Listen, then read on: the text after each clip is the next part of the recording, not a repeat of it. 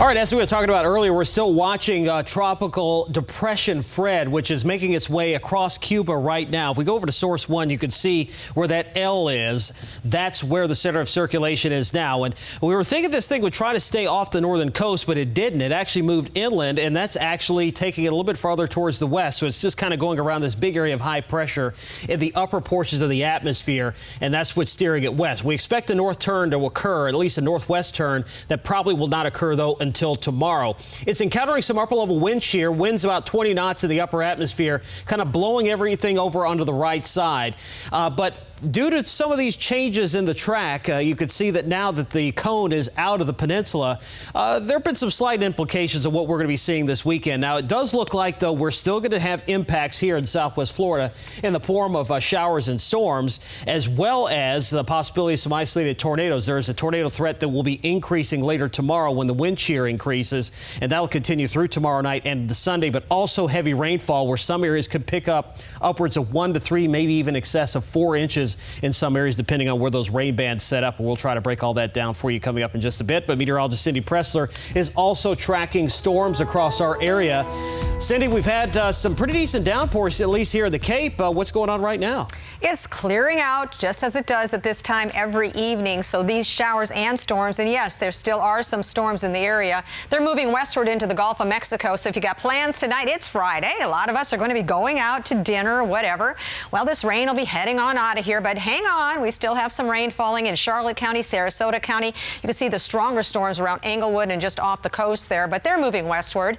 Get to the south here at Captiva, Sanibel. Oh yeah, Fort Myers Beach. There's some rain there where Patrick is right now. There are some showers, but it is light and it is continuing to track off to the west. And a couple of showers trying to get going here, northern Collier County, and then in the Marco Island and south of Naples area. These also are lighter and they're moving to the west. We picked up again today about an inch of rain in spots, and really Lee County has been the focus for the rain today. This is where most of it has developed. We even had some wind reports here around Fort Myers, 43 mile-per-hour gusts there, and the Cape Coral area, 39 mile-per-hour gusts. That was about 4 miles northeast of Cape Coral. So these storms did pack a little bit of a punch today.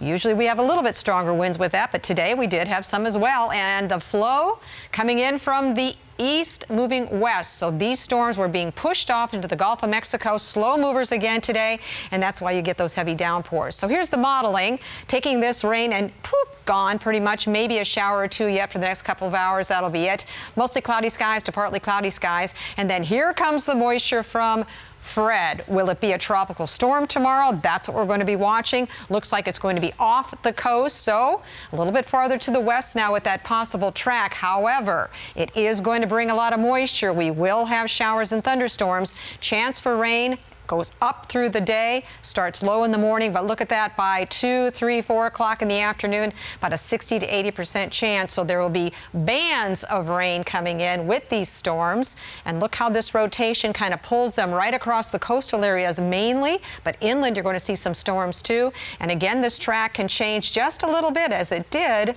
just an hour ago, as what they updated it at 5 o'clock. So we did have some changes, but the heaviest rain should be along the coastal areas, 3 to 5 inches. There could be some spots locally of about 7 inches of rain. So flooding potential, storm surge about 1 to 3 feet above normal tide. Tornadoes, you bet, within those rain bands. Weak, brief spin-ups will be possible. Strongest winds near the coast, 30 to 40. Could see some gusts up to 50, but we're going to be watching that and tracking that. So if you do have things outside, you want to bring them inside.